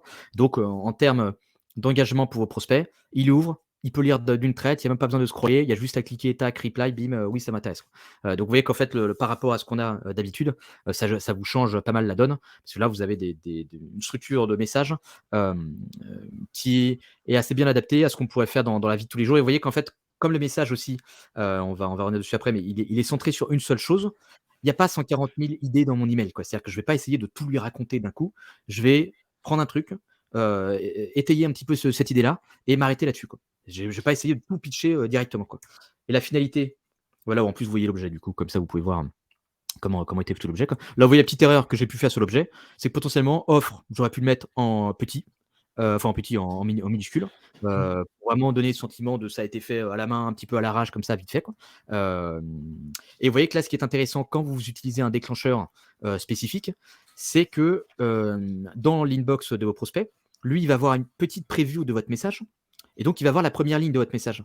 Si la première ligne de votre message, c'est un truc qui pitch votre produit ou c'est un truc ultra bateau du type Hello Alexandre, en tant que machin, vous avez tel problème, machin, etc. Bah là, en fait, tout de suite, je vois que c'est un mail de prospection. Je n'ouvre même pas l'email, je le mets direct en spam ou je le supprime. Et du coup, là, j'ai mon sixième sens un petit peu de filtre anti-spam qui s'active et qui repère tout de suite que ça, c'est le modèle des messages de prospection et donc que c'est des trucs que je dois, que je dois mettre à la poubelle, quoi. Alors que là, en fait, ici, vous voyez qu'avec la première phrase, je commence à lui raconter un truc. Je me dis, tiens, c'est pas forcément courant ce truc-là et tout, quoi. Qu'est-ce qu'il a à me raconter, ce type-là là? C'est quoi ce machin? Est-ce que j'ai un problème avec mon annonce? Est-ce que c'est bidule? Est-ce qu'il a un profil à me proposer? Est-ce que c'est un gars qui. Enfin, qu'est-ce qu'il veut, lui, quoi? Et donc là, je suis obligé d'ouvrir pour voir un petit peu ce que ça me raconte. Et du coup, ça me permet d'optimiser mon taux d'ouverture, mon taux de réponse aussi derrière, parce que mon prospect ne va pas ignorer mon message. Donc, déjà, est-ce que là-dessus, vous avez des questions avant qu'on passe au message de relance ou bien c'est bon pour vous? Alors, je crois que pour le moment, il n'y a pas de questions, mais n'hésitez surtout pas. J'en profite pendant ce temps-là, au cas où s'il y a des questions qui émergent entre-temps. Effectivement, c'est toujours bien de relire ces emails sur mobile. Pas forcément si vous utilisez un outil comme Lemlist, La Grosse Machine ou Alaxi, de juste voir le format chez eux, mais vraiment de vous l'envoyer et de le regarder sur votre téléphone, ce que ça donne. Parce que très souvent, il y a des problèmes de police. Et donc, effectivement, dès que vous êtes dans le métro, dans le train, dans le transport, et que vous regardez votre téléphone et que vous voyez le message et qu'il y a une police en 14, une autre en 16, une ligne en 18, bon, vous savez que déjà, vous êtes potentiellement sur. Ça renvoie tout de suite un aspect très commercial et un peu brouillon. Ça m'est déjà arrivé, j'ai déjà fait l'erreur, probablement ça me fera, mais donc je m'inclus vraiment dans cette partie-là. Mais il faut regarder ça parce que ça donne tout de suite une image de société qui fait pas attention, quoi. Voilà. Donc, c'est les petits détails. Du coup, je vais montrer Yes. les exemples de relance. Alors là, j'ai pas pris des screenshots de mails, je vous les ai fait directement comme ça, quoi. Et vous allez voir du coup comment ça s'articule. Donc là, vous voyez qu'à chaque fois, c'est des trucs assez courts. Et vous allez comprendre pourquoi, quoi.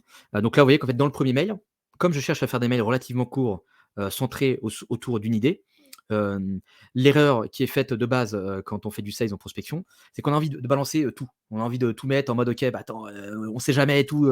Si je raconte pas ça, peut-être que le mec il va pas raisonner, machin, il va pas me répondre et du coup je passe à côté d'une opportunité. Du coup, on écrit comme le message que je vous ai montré tout à l'heure, des énormes pavés qui vont un peu dans tous les sens parce qu'il y a plein de trucs. Parce que forcément, par exemple, si on prend le cas de Faro, Alexis il peut le pitcher de plein de manières différentes parce que ça peut adapter à plein de use cases différents. Donc s'il commence à vouloir tout mettre, il va commencer à me faire un truc farfelu qui part dans tous les sens. Moi, j'ai une tonne de mails à traiter. Si j'ai besoin de réfléchir pour comprendre où il veut en venir, machin, que ça me paraît compliqué, que ça me paraît nébuleux son truc et tout, je lui dis ok, bon, c'est bon, je comprends rien à son truc, c'est part dans tous les sens, allez, merci, au revoir, voilà, à plus tard. Donc en fait, ça me demande un effort qui est trop conséquent par rapport à la masse de mails que je dois traiter. C'est pour ça que il vaut mieux se centrer sur une seule idée, rester hyper simple et avoir un truc où en fait le prospect n'a pas le sentiment de faire un effort à la lecture de votre message, parce que votre truc est tellement simple à lire qu'il n'y a même pas d'énergie mentale qui a besoin d'être appliquée dans la lecture du message, parce que le truc est tellement fluide, tellement simple, tellement succinct, qu'en gros, je lis d'une traite, et à la fin, j'ai répondu sans même m'apercevoir que j'ai répondu à la personne. C'est ça qu'on a envie, nous, d'amener dans nos messages de prospection. On n'a pas envie de donner le sentiment au prospect qu'il a besoin de faire un effort pour comprendre ce qu'on est en train de lui raconter, pour comprendre où on a envie de l'amener, quoi. On veut que ce soit ultra fluide et qu'il n'y ait pas de petits éléments comme ça qui pourraient le rebuter et qui pourraient l'amener à se dire: «Ah non, mais attends, c'est un truc de prospection ça, machin. Ah non, bah attends, j'ai pas le temps et tout machin, vas-y, non, je verrai plus tard», donc c'est pour ça que les emails sont relativement courts. Donc là, vous voyez que comme dans le premier mail, j'ai pas vraiment pitché Faro parce que je lui ai plutôt mis en avant un résultat. Je lui ai dit: «Tiens, les gens ont tel problème, par rapport à tel outil que tu as mentionné, quoi. Concrètement, ça veut dire quoi? Ça veut dire qu'ils avaient des difficultés à dépasser, tel résultat. Est-ce que ça t'intéresse, que je te montre comment, ils ont atteint tel résultat?» Donc là, vous voyez qu'en fait, je lui dis pas finalement, ce que c'est Faro. J'ai pas du tout pitché le produit, et vous voyez qu'en fait la solution, c'est juste la finalité, c'est-à-dire le résultat que je vais lui apporter, quoi. C'est pas forcément du coup expliquer mon produit. C'est pour ça qu'ici dans le deuxième message, je vais lui donner un petit peu plus de contexte pour que lui puisse avoir plus d'éléments et du coup être plus à l'aise avec le fait de me répondre, quoi. Donc là, par exemple, dans le premier message, je lui parlais de tu ne peux pas faire telle chose, mais je lui donnais pas forcément plus de détails sur pourquoi les gens avaient des mauvais retours en prospection en utilisant ces outils-là, quoi. Et ben là, je vais lui donner un cas précis, un problème que potentiellement lui il peut avoir sur le terrain, quoi, où je vais lui dire: «Bah tiens, avec outil X, Y, Z, tu ne vas pas pouvoir faire telle chose. Du coup, ça vous empêche de contacter votre cible au meilleur moment». Donc là, le X, Y, Z, en fait, c'est tout ce qui est signaux business. J'ai envie de montrer au prospect, en fait, avec les outils de prospection classiques, tu vas pouvoir segmenter que sur de la démographie, alors que aujourd'hui, il faut que tu rebondisses sur des éléments de contexte de tes prospects pour pouvoir arriver au meilleur moment et du coup augmenter ton taux de retour, quoi. Et donc là, je repitch le truc, je dis voilà, en utilisant les signaux d'activité, quoi, on constate tes résultats. Est-ce que ça vous intéresse de savoir plus, quoi? Donc là, vous voyez, pareil, ici c'est ultra short. Il n'y a pas encore une fois de proposition de meeting là-dessus. Là, j'essaie juste de voir, est-ce que ce truc-là, ça peut susciter de l'intérêt chez vous? Oui, non, quoi. Et en fonction de sa réponse, je vais pouvoir adapter un petit peu ce que je vais proposer comme prochaine étape au prospect, quoi. Là, pareil, si j'ai toujours pas eu de retour, bah, je vais arriver encore une fois sur un nouvel angle avec un truc supplémentaire où je vais dire, bah tiens, ok, là, j'ai pas réussi à le convaincre avec de l'écrit. Nous, on a un produit SaaS avec une belle UX, etc. derrière. Donc, s'il connaît pas trop les outils et si il a jamais utilisé Faro, peut-être qu'en fait, c'est mieux pour moi de lui montrer directement à quoi ça ressemble en allant sur un outil comme celui-ci pour voir ce qu'il pourrait faire avec Faro, quoi. Donc là, pareil, mail très court où je lui dis, bah tiens, j'ai réalisé un exemple de segmentation sur votre cible. Voilà à quoi ça ressemble. Qu'en pensez-vous? Donc là, vous voyez, pareil, pas de proposition de rendez-vous, pas de meeting, etc. Là, c'est toujours des questions très ouvertes où je vais essayer d'entamer une discussion avec le prospect, quoi. Là, pareil, quatrième mail, encore une fois une relance. Donc vous voyez qu'en fait là, il y a plein de petites relances comme ça, mais ce qui me permet de durer dans le temps, quoi. Où là, je vais dire, bah tiens, en vous envoyant une vidéo, j'ai obligé de vous dire un truc dans la vidéo, etc. Mais est-ce que ça vous intéresserait que je vous partage le petit extrait de prospect que j'ai segmenté, quoi. J'ai 80 emails et 60 numéros de téléphone. Et là, je lui cale un petit PS pour lui dire, voilà, si mon truc n'est pas pertinent, n'hésite pas à m'indiquer qui aurait ta vraie cible, comme ça je pourrais t'envoyer un meilleur fichier, quoi.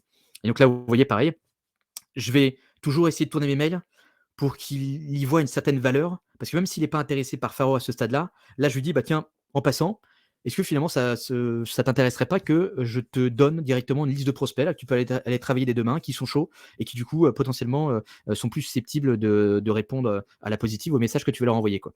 Là, c'est compliqué de dire non à un truc comme ça parce que ça n'engage à rien. L'extrait, il est gratuit, je l'envoie comme ça, mais c'est la meilleure manière pour une boîte comme Faro de montrer aux prospects la puissance de l'outil parce que avant même d'acheter, je suis déjà en train de vous donner des leads ultra chauds que vous allez pouvoir travailler et du coup constater vous-même la puissance de l'outil, quoi. Et après, dernier follow-up là que j'envoie, où je vais lui envoyer un petit ping pour essayer de voir, ok, est-ce que vous avez bien reçu le message? Donc là, c'est un petit message type ça que j'avais utilisé dans pas mal de séquences, où je vais envoyer ça au prospect pour essayer de jauger son intérêt et voir est-ce que vous avez oublié de me répondre mais du coup, il y a un intérêt par rapport à ce que je propose? Ou bien est-ce que vous n'avez pas oublié de me répondre et en fait, vous n'êtes pas intéressé et c'est pour ça que vous m'avez pas répondu, quoi. Et souvent, ce mail-là va générer pas mal de retours parce que, il est très court et du coup, les gens ont peut-être le sentiment que, c'est un truc qui nécessite pas une vraie réponse ou un truc très conséquent. Donc c'est souvent à ce stade-là où on va générer pas mal de retours. Et là, vous voyez que ça fait que 5 emails, de relance. Mais cette idée-là, je peux, la garder, je peux envoyer une dizaine, une quinzaine d'emails avec plein, d'idées différentes. Mais d'où l'importance dans vos emails de garder un mail, une idée. Parce que si j'essaye de tout mettre d'un coup, là, par exemple, tout ce que j'ai envoyé en relance, j'aurais pu me dire: «Bah, attends, je vais mettre ça directement dès le premier message. Je vais pitcher mon truc, je vais ensuite mettre ma vidéo et je vais dire au mec: "Tiens, que si tu veux l'extrait, tac, c'est dispo ici", quoi». Et au final, je vais lui envoyer 2 mails au lieu de 5, quoi. Et surtout des mails beaucoup plus compliqués à lire. S'il n'ouvre pas mon premier mail, il passe à côté de tout le truc et moi j'ai plus rien à lui raconter, quoi. Et du coup, en plus, c'est beaucoup plus, difficile pour lui, hein, de lire le message parce qu'il y a beaucoup plus d'informations. Ça part un peu dans tous les sens parce que j'essaye de pitcher mon truc de plein de manières différentes. Et là, par exemple, si je voulais faire d'autres messages de relance sur cette séquence-là, ce que j'aurais pu me dire et ça répond à la question sur les problèmes. Là, depuis le début de la séquence, je suis parti sur une idée, c'est-à-dire un seul problème, où je mets en avant les signaux d'activité, etc.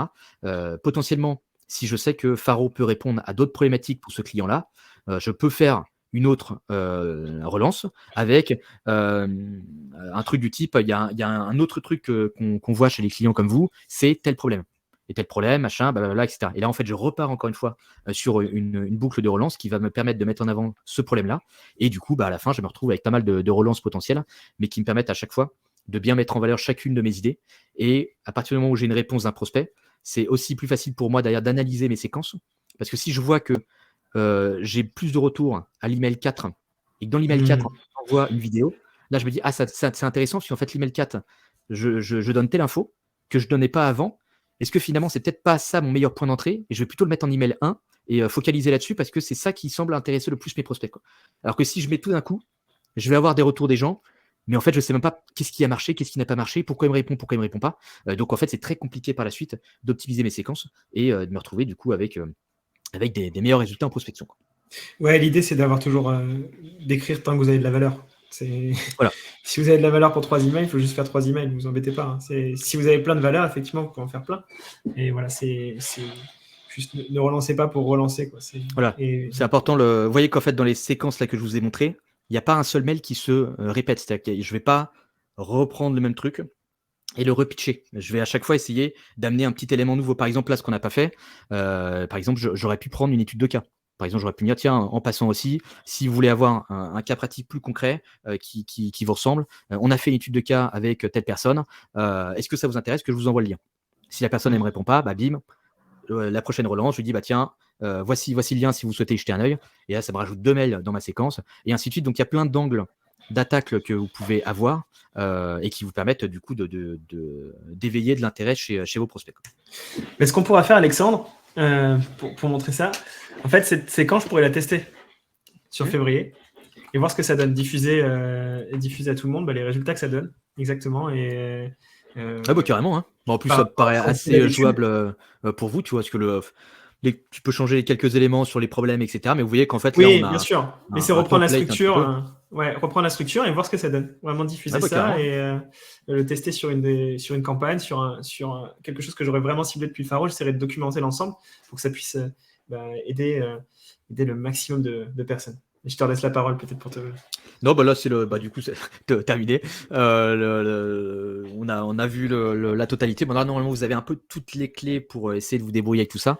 Mais vous voyez, ce qui est important, c'est vraiment d'avoir cette posture déjà très orientée valeur et très orientée prospect avant de penser à vous, avant de penser à notre démo, avant de penser à notre vente. Il faut vraiment essayer de se positionner sur, OK, qu'est-ce que je peux proposer comme offre aux gens en face de moi qui va susciter le plus d'intérêt possible dans la totalité de mon marché et pas uniquement aux 3% pour amener une tonne de conversations avec du coup tous les différents prospects qui sont tous à une maturité d'achat différente et qui va me permettre du coup d'entamer les discussions et petit à petit de les prendre par la main, de les faire avancer dans mon funnel commercial et de potentiellement du coup les closer à un moment donné. Donc vous voyez que tout se joue en fait plus dans cette posture-là et que finalement la rédaction des messages après c'est l'étape finale.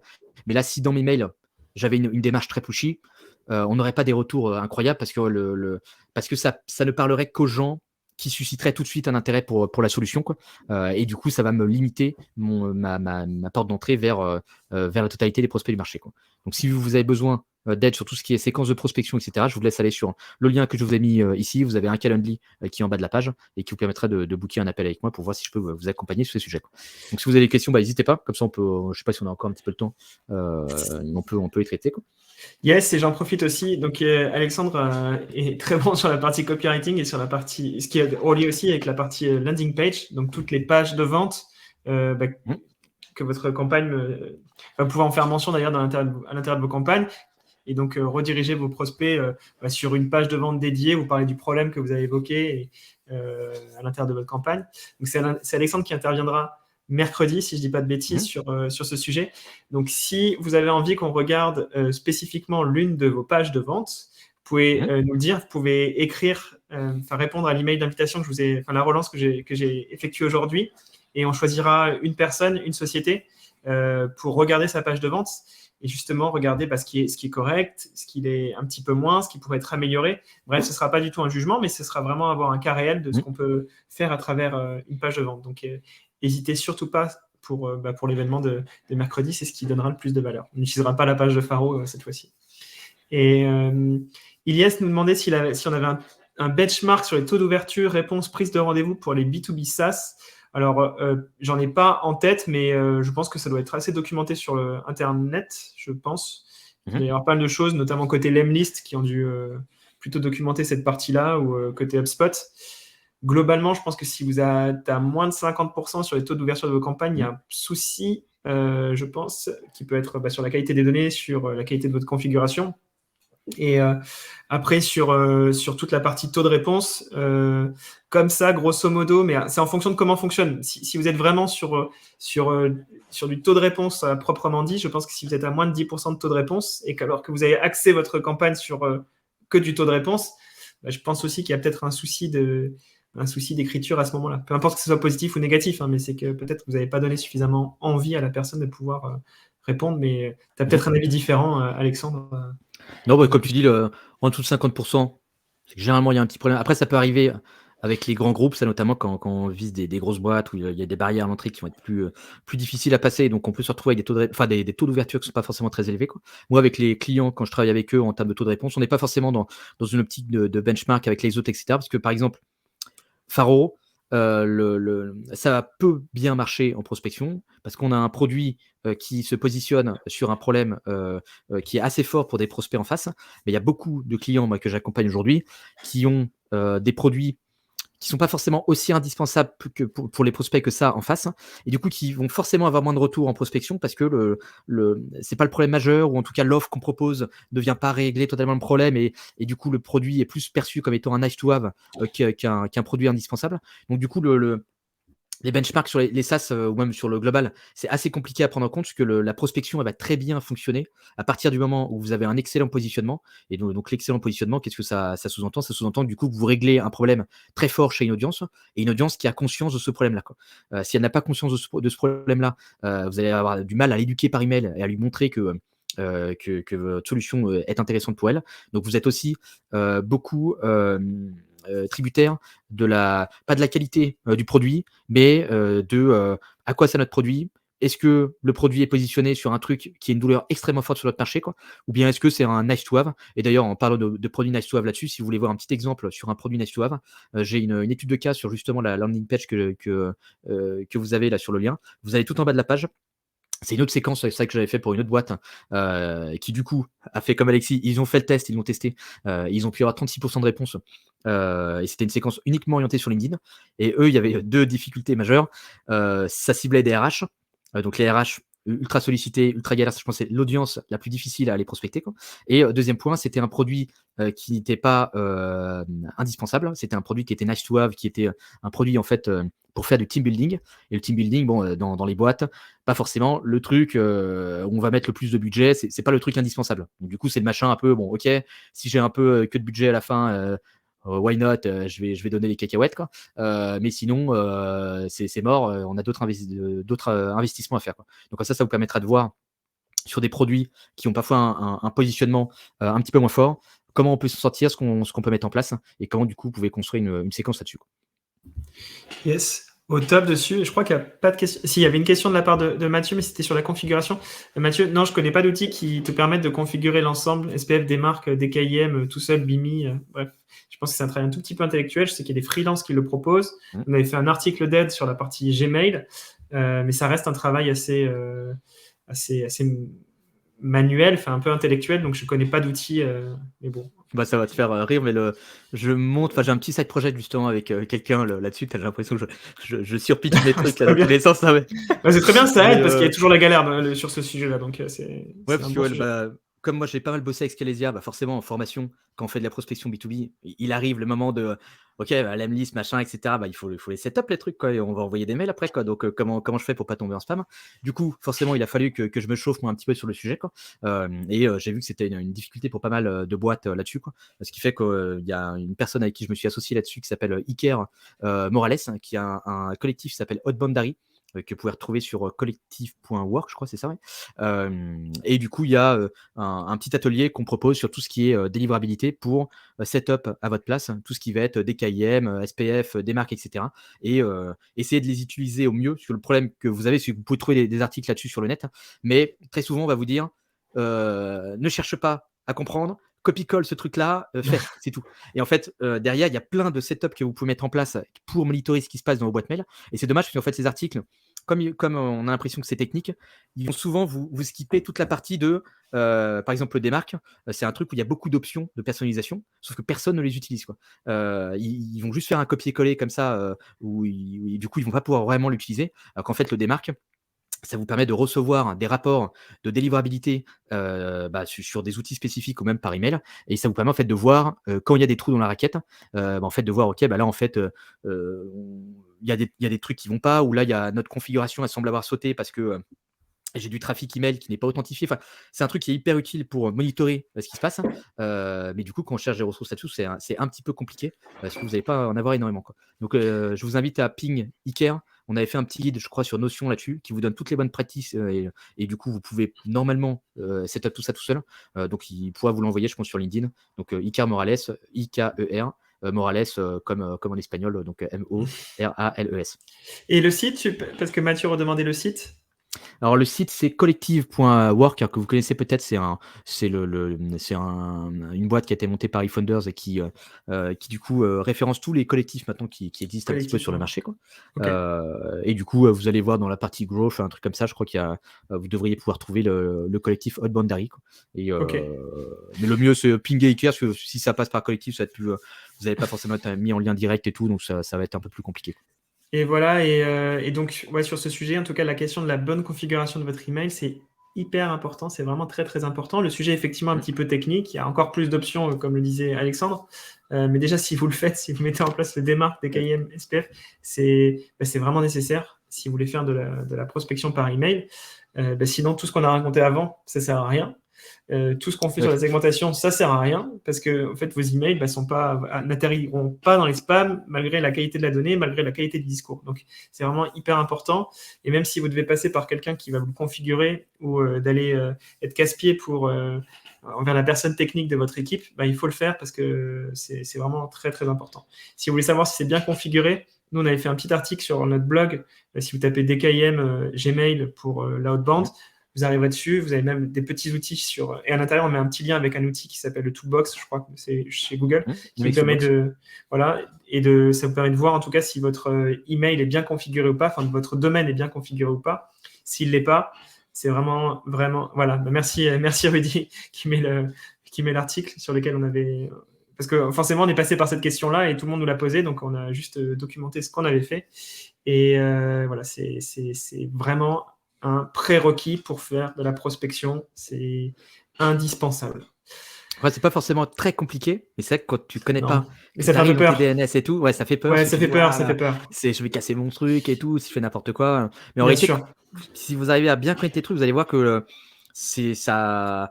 c'est juste une petite logique à avoir derrière pour comprendre un petit peu ce qu'on fait, quoi. Et bah, moi, j'ai dû le faire tout à l'heure parce que j'ai dû reset-up parce que j'ai switch sur Webflow, etc. Donc, il a fallu que je fasse ce truc-là sur le DNS, etc., quoi. Et en fait, c'est pas aussi technique que ça, mais quand on connaît pas, ouais, on peut avoir peur de faire n'importe quoi. Et souvent, en plus, comme c'est assez sensible sur la casse, si vous manquez un caractère, si vous faites un mauvais copier-coller ou un truc comme ça, le truc ne marche pas, c'est cassé et on se retrouve à tomber en spam sans faire exprès parce qu'en fait, on pensait avoir bien configuré alors qu'en fait, on n'avait pas On n'a complètement pas bien finalisé la configuré. configuration.